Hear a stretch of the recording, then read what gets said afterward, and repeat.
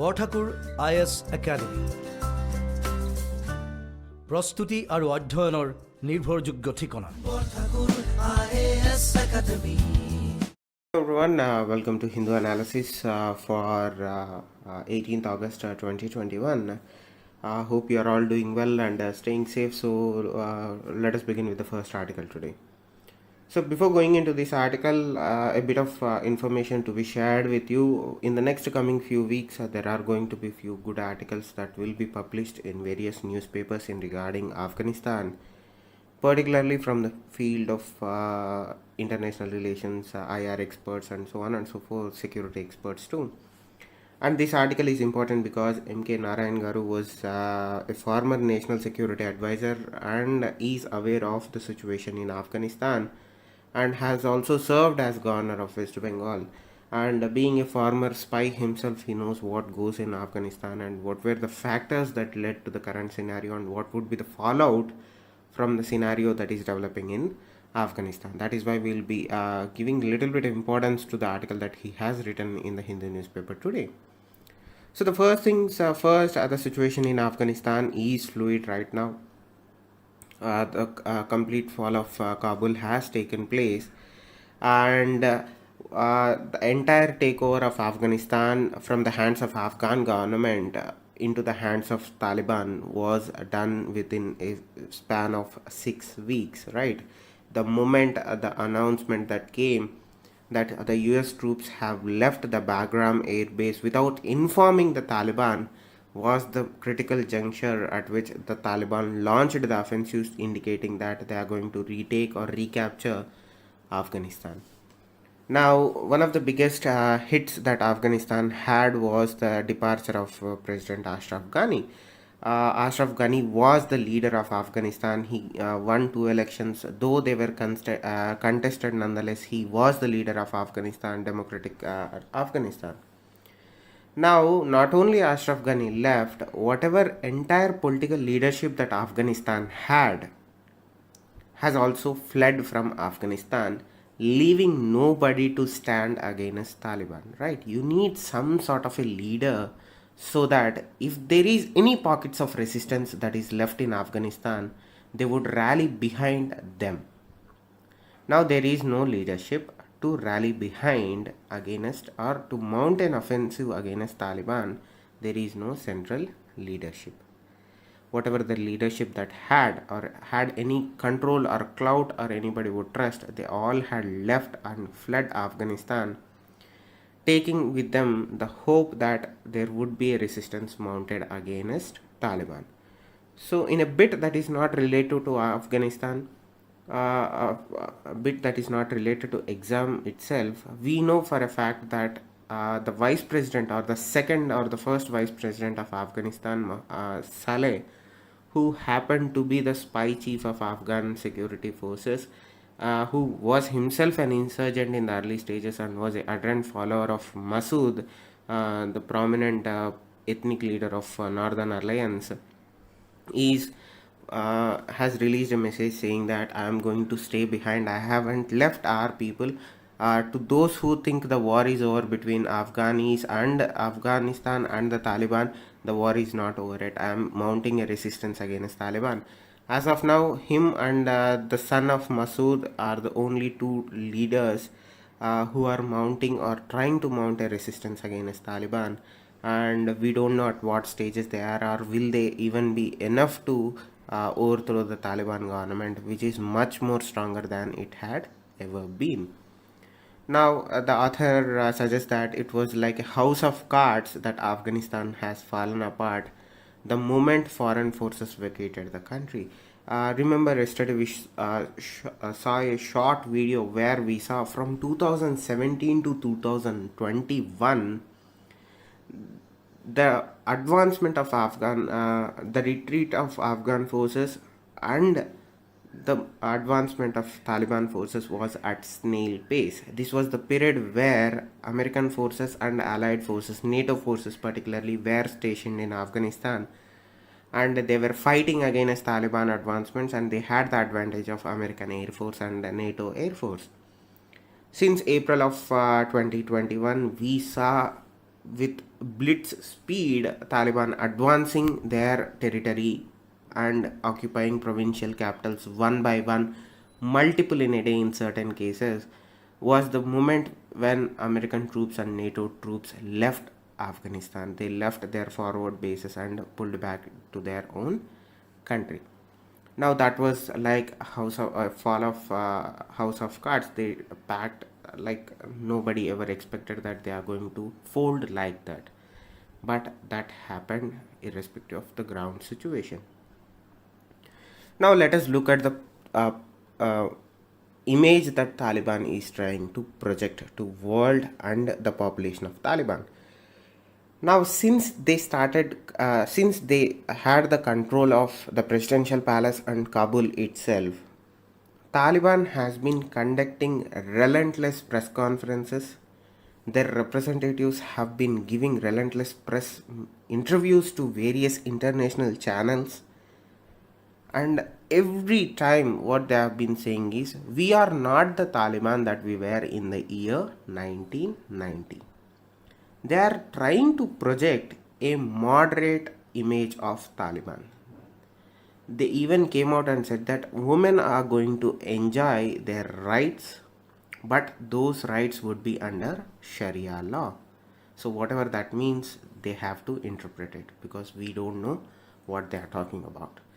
Now, the image that they have been trying to project to not only the international community but also to the people of Afghanistan is that we are not the people that we were used to be. We have evolved, we have matured, right? Even during the talks that were having with the Americans, they were saying that we are not going to start violence or we are not going to perpetuate violence in Afghanistan. We are going to be very moderate. We are the kind right now where we forgive and we embrace everybody irrespective of their allegiances prior to our occupation or prior to our takeover. We are going to forgive everybody of their crimes, the so-called crimes that they committed against Taliban when Afghanistan had a democratically elected government. They were saying that we are going to embrace everybody. We are going to ensure that whoever took action against Taliban when government was in place, we are going to forgive them. We are going to add them into our government or the committee that we form. So they are saying all the right things that are audible and palatable to international community, but in reality what they are doing is entirely different. They are saying that we are going to give women their rights back but under Sharia law. They are saying that we are going to forgive the foreign interpreters, right? The interpreters who helped foreign forces communicate with Afghan people.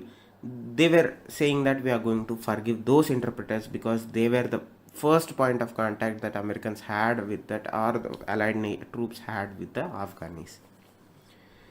When you talk about these interpreters, Taliban is known for hunting these interpreters who worked for not only America but other countries too. They are known to hunt these people, they are known to hang, behead, kill these people, and not only kill their people but kill the entire family of the interpreter themselves. We have hundreds of cases where interpreters are hiding in right now because they fear repercussions from the Taliban. On one side they are saying that we are going to forgive these interpreters, but on the other side we are seeing reports, confirmed reports, that they are beheading these people, they are killing this entire family, and they are hanging these people in front of their own houses.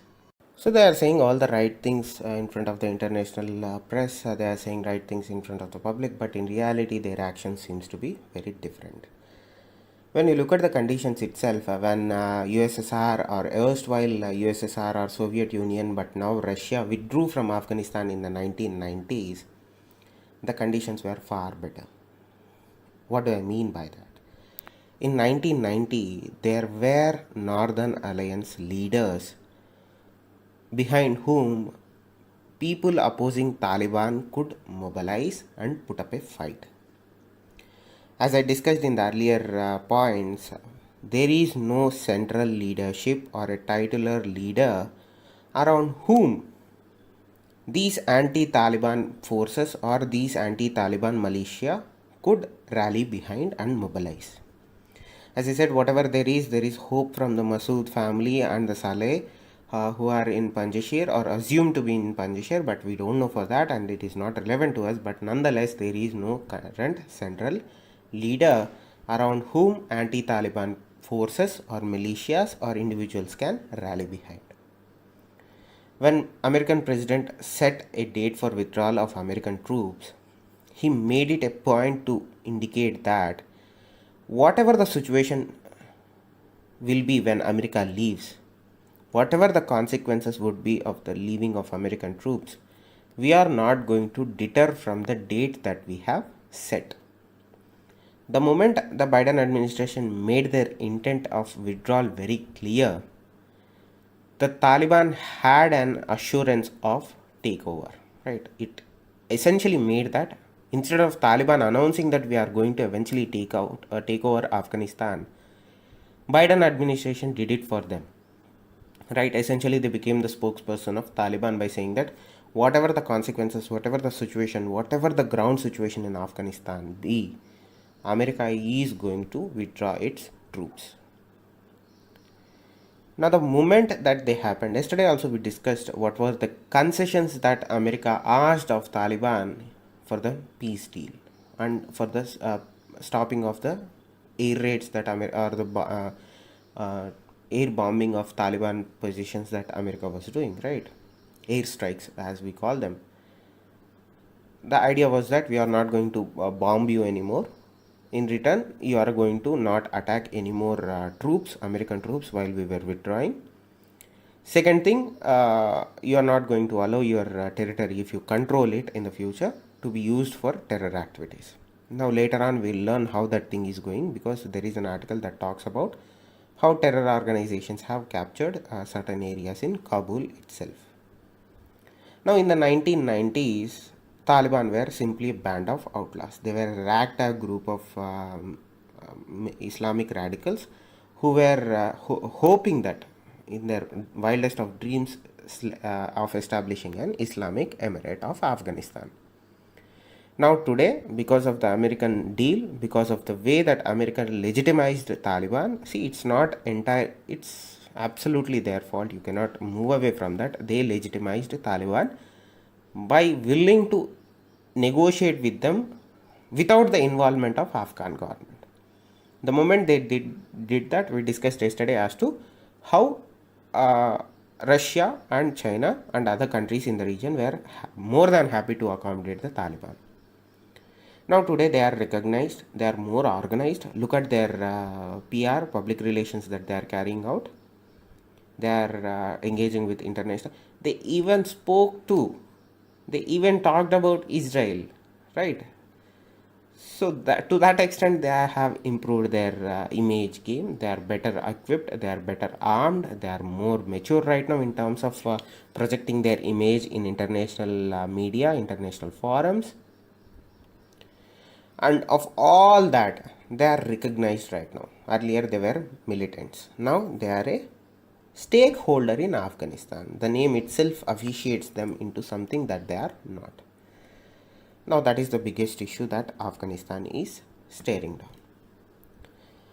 Now one thing that everybody keeps forgetting is that Afghanistan is a mix of multiple ethnic groups. Majority is Pashtuns, you have Uzbeks, Tajiks, Hazaras, and there are other hundreds of clans that populate Afghanistan, and they control those territories that they populate.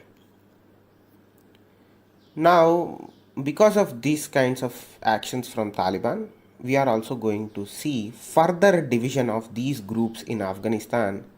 So this division at one point or the other time is going to result into a civil war. Nobody is talking about it, but that is one of the possibilities that we are going to see because of this uncertainty that is happening in Afghanistan. As far as now, there is no organized resistance. Whatever the organized resistance, which was the Afghan National Defense Forces, Afghan National Army, Afghan National Police Force, they were organized resistance against Taliban within Afghanistan, but they no longer stand. They collapsed, they surrendered, they fled, and some of them were brutally killed. Now, let us look at the countries that are actually pampering Afghanistan. They are quoting Taliban right now in Afghanistan. One is Russia. You have Russia saying all the right things in terms of Taliban. If China can do anything more than what they are doing right now, I think they'll take the position of Pakistan in the next coming few days. I think Pakistan is doing a bad job of promoting Taliban than China, despite the relation between Taliban and Pakistan. China is so into they are in a honeymoon phase right now, and the blowback that China is going to get because of this, nobody knows. But China is quoting them left, right, center, and they are doing everything in their power to support Taliban right now.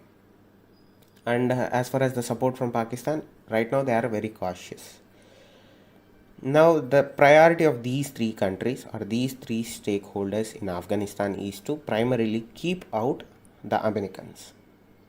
When they say that they are going to keep out Americans, insert India in brackets also. Because already we are being excluded. India is being excluded in almost all of the platforms that are being formed to discuss and support or help the situation in Afghanistan. And if these three countries, Russia, China, Pakistan, become a stronger group and Taliban aligns with them in a much better way, it is going to create a real problem for India. Forget about America, it's no longer in the region. They are moving out. They have ended their war in Iraq. They are moving out of Afghanistan. They have essentially ended their presence in this region, and they are moving towards Southeast Asia, as we discussed in earlier classes. Now, biggest fallout is going to be for India. The moment these three countries align with Taliban, it is going to be a real headache for India. Now, this inclusion of Taliban into these regional powers marks the saddest day in history of a proud nation, that is Afghanistan. Whatever the hope that Afghans had or the regional countries had of seeing an independent, free, and a progressive Afghanistan has essentially gone away right now. Now, one area where we are seeing Afghanistan being compared to Syria. You cannot compare Afghanistan to Syria. It is entirely non-equitable to compare Afghanistan to Syria. One of the biggest differences that why Afghanistan is different from Syria is that Syria had Bashar al-Assad. He was the strong man that held back not only the Islamic State, he also held back a civil war that was raging in Syria. See, his actions, these are to be discussed at a later point of time. Since we are discussing in Afghanistan alone, let us look at from that point of view. Let us not go into what Bashar al-Assad did to his civilian population, what he did to various cities, or his civil war that was going on with the help of Russia against Americans and the resistance fighters that were taking place. What he was essentially able to do was, with the help of Iran, with the help of Russia, he was able to hold his position, he was able to hold his presidentialship, he was able to rally up his troops and defeat Islamic State, pushed back Islamic State, and was able to wrest control out of Islamic State into his own hands. Did his regime commit unspeakable human rights violations? Absolutely yes. The number of people that were gassed because of this fellow were unimaginable. But Syria had a strong person so that forces that are loyal to Syria can rally behind. Right now, Afghanistan has nobody. You cannot compare Afghan President Ashraf Ghani to Bashar al-Assad. When things were tough, Bashar al-Assad stood there and was resolved enough to solve the situation. The moment Mr. Ghani smelled threat from Taliban, he ran away. Now, Syria, the second area where Syria is different from Afghanistan is the border of Syria is secured. The border of Syrian country or the Syrian region is well defended, well patrolled, and well demarcated. Now, when you look at the borders of Afghanistan with Uzbekistan and Tajikistan, it is a very porous border. There are large swaths of border in between these countries that are unpatrolled, unprotected, or you cannot even, if anybody can walk between two countries as and when they wish. So it makes it impossible to protect the border and guard the border. As far as in Syria case, it was well protected, it was well guarded, it was well patrolled, and it was well monitored. It was difficult to get into Syria. Now with the Afghanistan thing, it is much easier to get into Afghanistan from Uzbekistan or Tajikistan or any other parts of the country except Iran. Iran has a tight control over their side of the border. Now the actions that Taliban has been taking shows that they are keen on keeping control of the scenario in Afghanistan. And whom they are counting on to keep the scenario or the status quo in favor of Taliban? The three countries, that is China, Russia, and Pakistan. They are hoping that these three countries would support Taliban to maintain the status quo always in favor of Taliban. And what is their main intent? The three countries, China, Russia, and Pakistan's intent to keep US out. And when you have US, as I said, you keep India in the next line itself because they want India also out of this region. Now we said that US cannot simply say that this is not our problem. The cluster problem that they created was their mess. It is US's mess. A major responsibility lies on the shoulder of the Americans for whatever the Afghanistan people are going right now. Now, as I said earlier, the moment that Taliban was aware of the stealthy exit of US from the Bagram airbase, the biggest airbase in Afghanistan that America held control for so long, the forward operating base of American operations in Afghanistan, it immediately made Taliban look much better, much stronger. And it was a direct way or an indirect way of US agreeing that Taliban is superior or Taliban is supreme in this region, and US had acknowledged the Taliban's supremacy just so that Taliban gives a safe passage to their troops. So this looks very surprising. Let me give you a small example. The distance between international airport in Kabul and the American embassy is approximately 3.4 kilometers or 2 miles long. The Afghan security forces and the American security forces could not secure that 2-mile road stretch. So if anybody wants to visit the American embassy from international airport in Kabul, they used to take helicopters from airport to the embassy and back from embassy to the airport. So that was the security situation inside Kabul itself. So it was like America was hoping that they wouldn't attack while they were pulling out.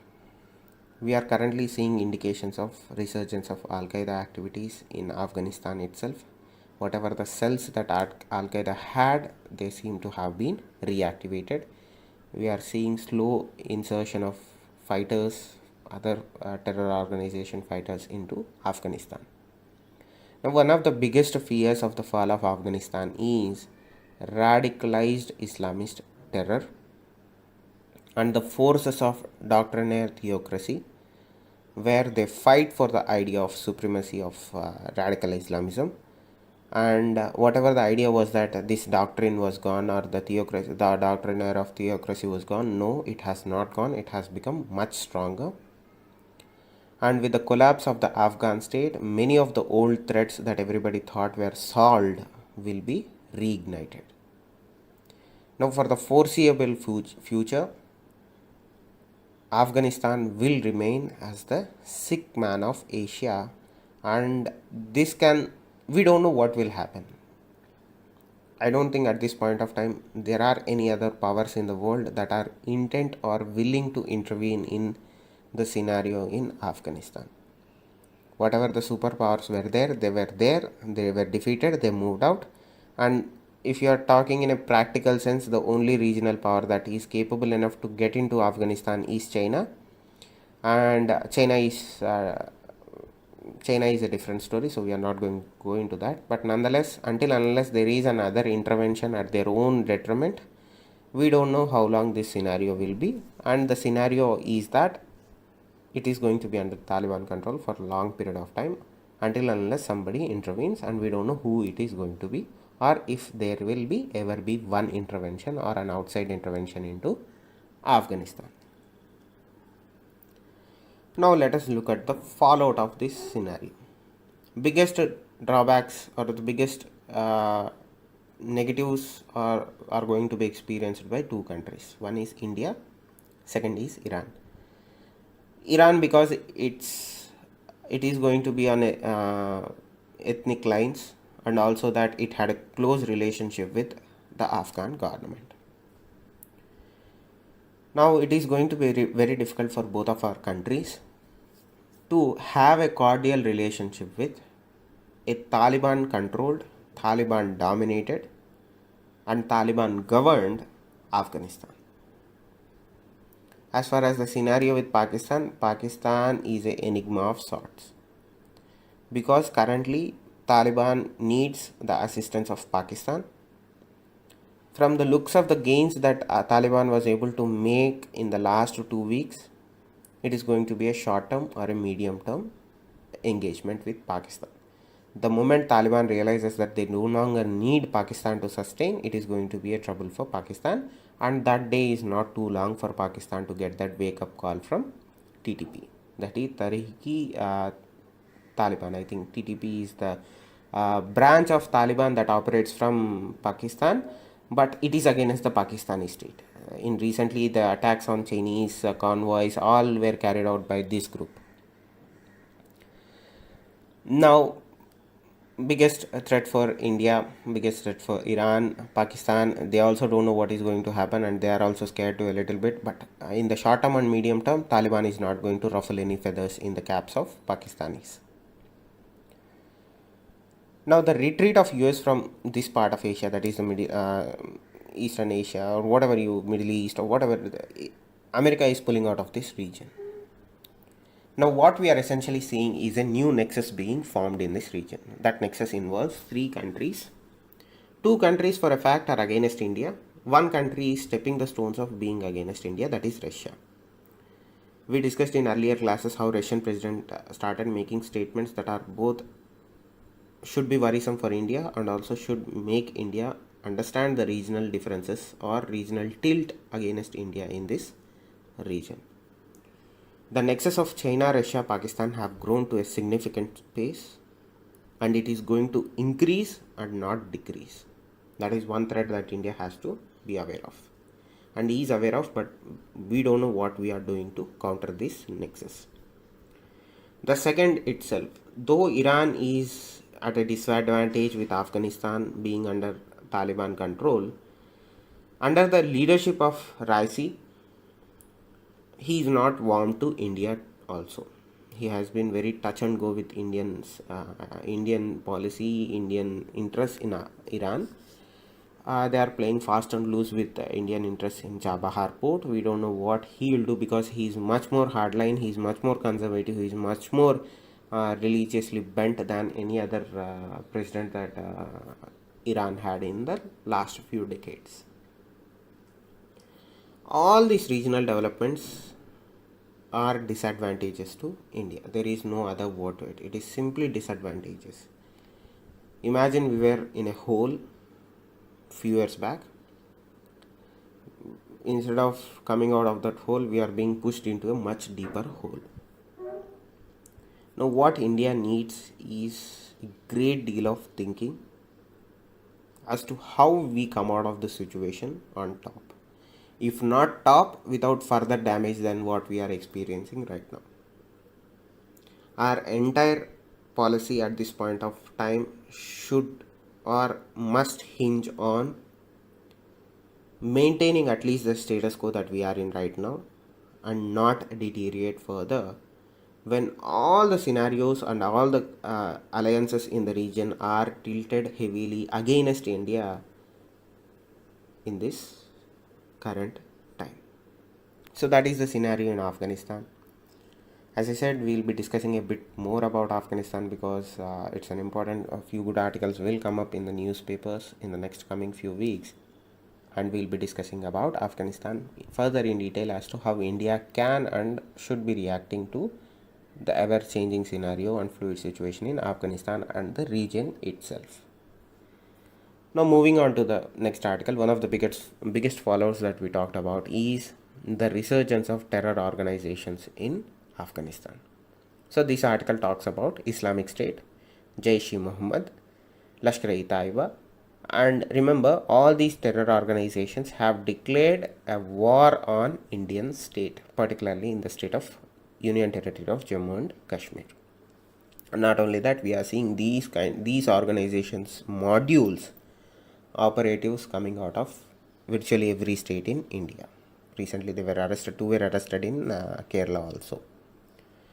Now, this article talks about foreign fighters who belong to Islamic State, Jaish-e-Mohammed, Lashkar-e-Taiba, who are not controlled by Taliban or not related to Taliban or not affiliated to Taliban, coming into Kabul and capturing territory from the hands of Taliban. Now, Taliban has promised to Americans that they are not going to allow these kinds of organizations to operate from Afghanistan. But we are seeing the opposite case where these organizations are actually controlling territory in Kabul itself, the capital city of Afghanistan. Now, Taliban leaders are saying that we are going to throw them out, we are going to ask them to leave. But what is essentially sets stage for is in the next coming few weeks, we will be seeing fighting between these organizations and Taliban. If these organizations listen to Taliban and they leave, no problem. I don't think they will listen to Taliban. So these are the organizations that are pushing fighters into India through Pakistan, currently through Bangladesh, through Myanmar, through whichever way possible they are trying to push operatives and terrorists into India. So with the resurgence of these organizations in Afghanistan, the security situation in India is also going to be very fluid. So we cannot predict anything because we don't have any information. But as for exam point of view, also not important, but being aware of is helpful in understanding what is going on in Afghanistan and the impact the scenario in Afghanistan would have on Indian state. So moving on to the next article or the next bit of news that we'll be talking about today is related to economy and oil prices.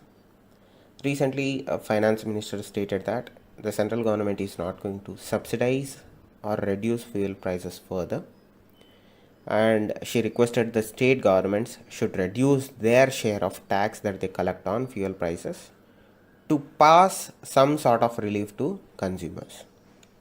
Recently, the fuel prices have been soaring. It has virtually become a problem for households because of high fuel prices. Now, this bit of news is going to be in news for a long period of time because this will continue, these kinds of discussions will continue.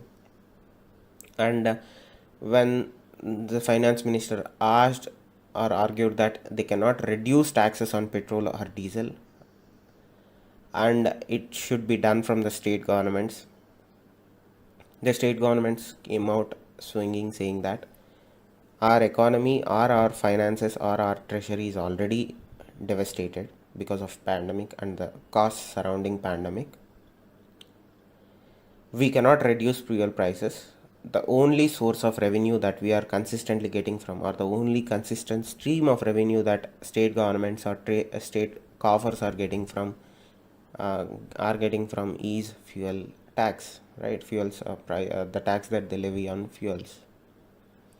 Now you are asking us to take away the only source of income that we have, so that you cannot reduce the tax, but we should be reducing the tax. In a say, our finances are bad. It is not right for you to ask us to reduce our share of tax on fuels. To this, the central government is arguing that we are not the reason as to why we cannot reduce taxes on either petrol or diesel. because we are being forced to bear the burden of payments of oil bonds that were issued during the previous UPA government. So the question is, essentially the central government is saying that the reason that we are not able to cut taxes on petrol and diesel is because the earlier government, UPA government, issued bonds on oils called oil bonds. They did it to subsidize fuel prices, and we are bearing the brunt of those oil bonds issued during not on our watch but on the watch of UPA government. So to understand what the oil bonds are, understand this. Prior to the fuel prices being deregulated as they are right now, petrol, diesel, as well as cooking gas, kerosene were being regulated, and they were being sold at subsidized rates during UPA government. Right now, all of these things are deregulated. The market price controls the product price right now.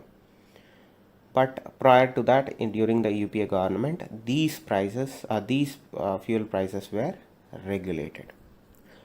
So what happens right now is, depending on the international market, the fuel companies, Bharat Petroleum, Hindustan Petroleum, Indian Oil, they set the price of petrol, diesel, cooking gas, kerosene based on international markets, international fuel prices.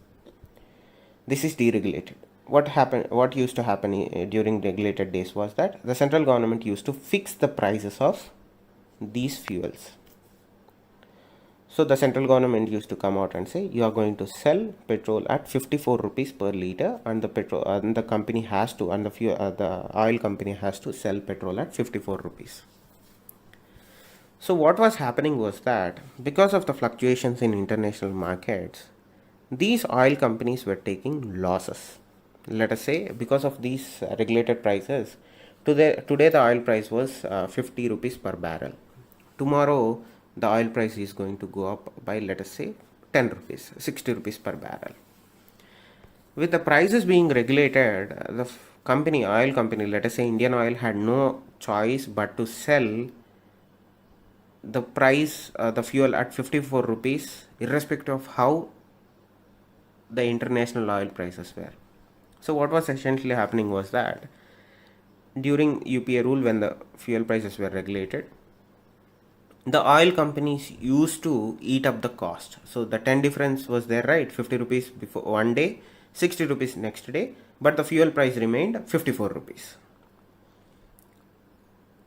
So what was happening was that difference in prices, that difference in fluctuations were being taken on by the oil companies, which was resulting in loss. So they came to government and said that this is not going to work for us.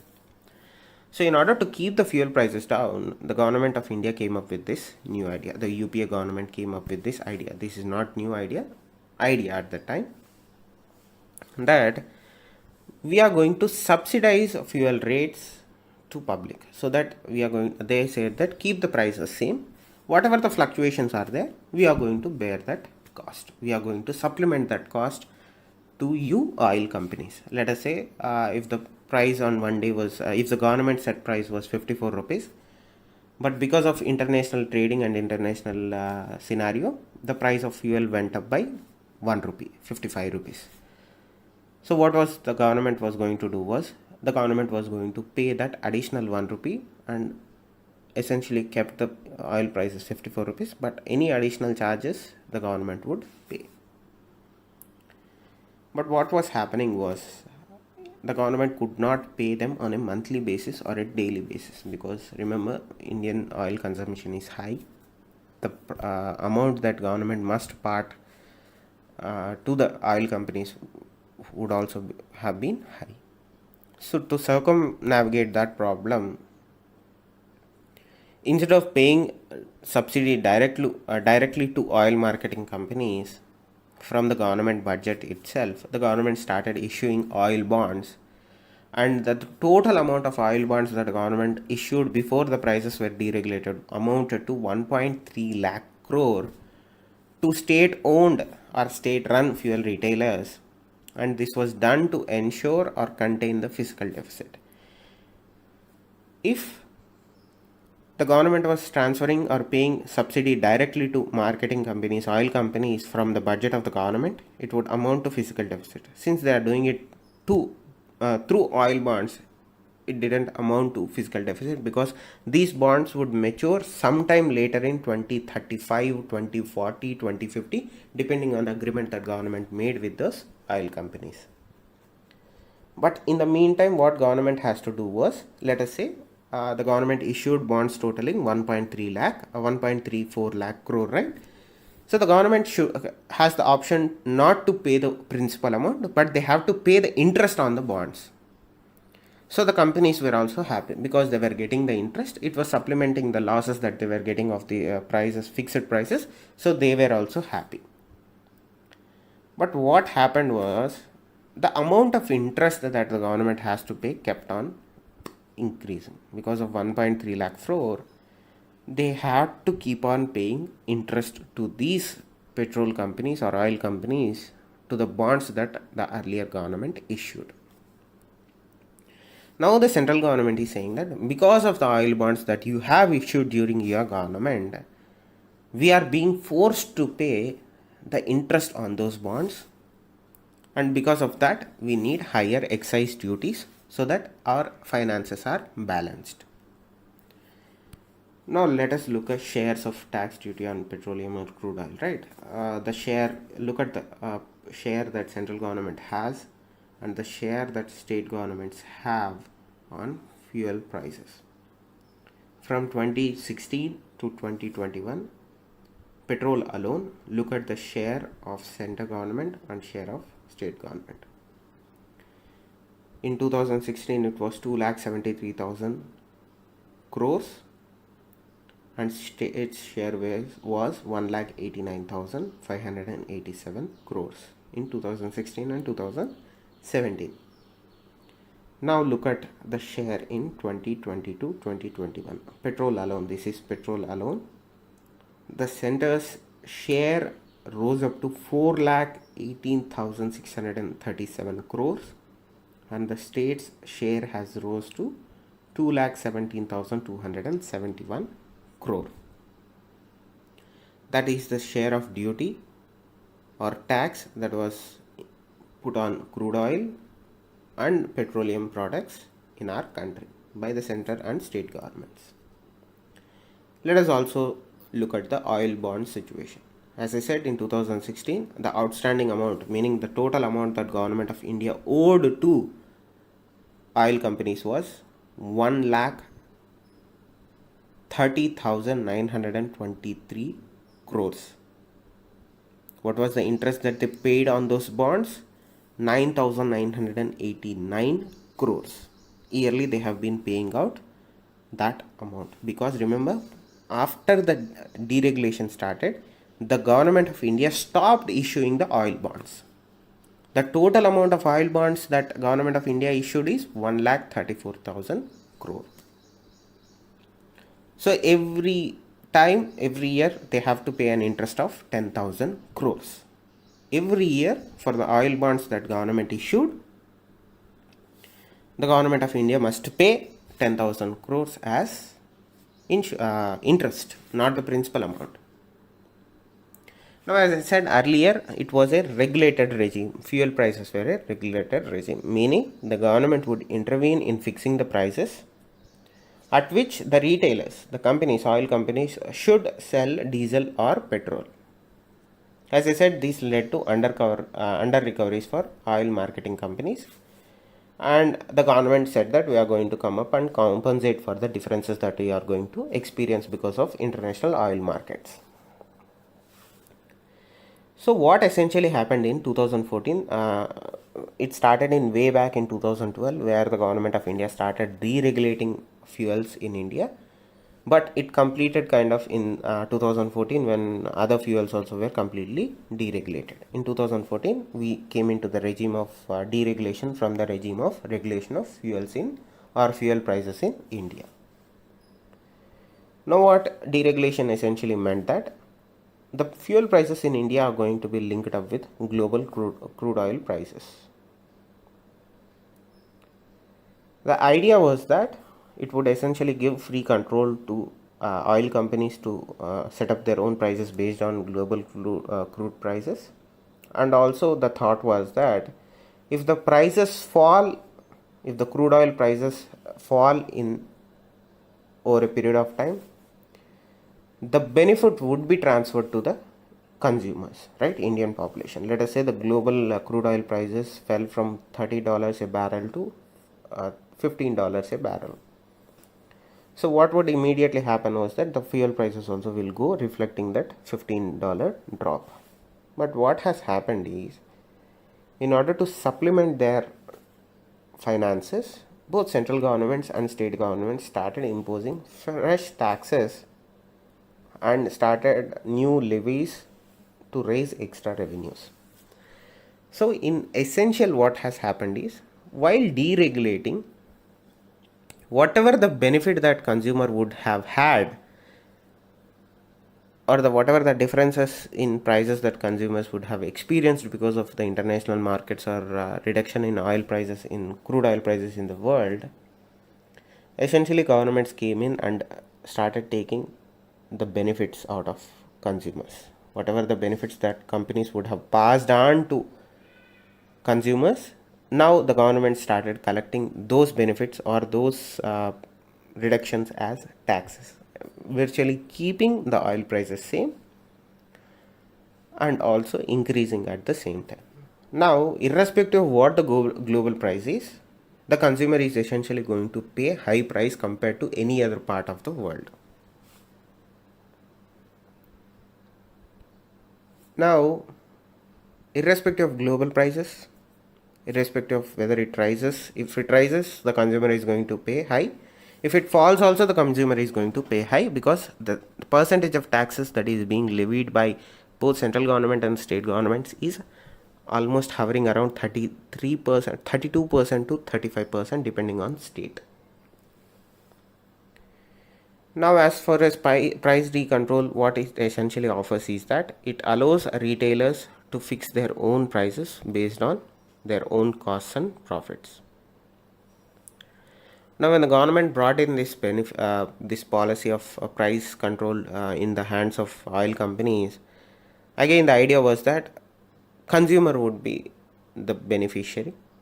But what happened is, the government became the prime beneficiary or the key beneficiary of this policy, not the consumer. That is why we are seeing oil prices going up on a daily basis, despite the global crude prices reducing in various points of time. Now, as I said, the interest on oil bonds paid in the last 7 years totaled to 70,000 crores.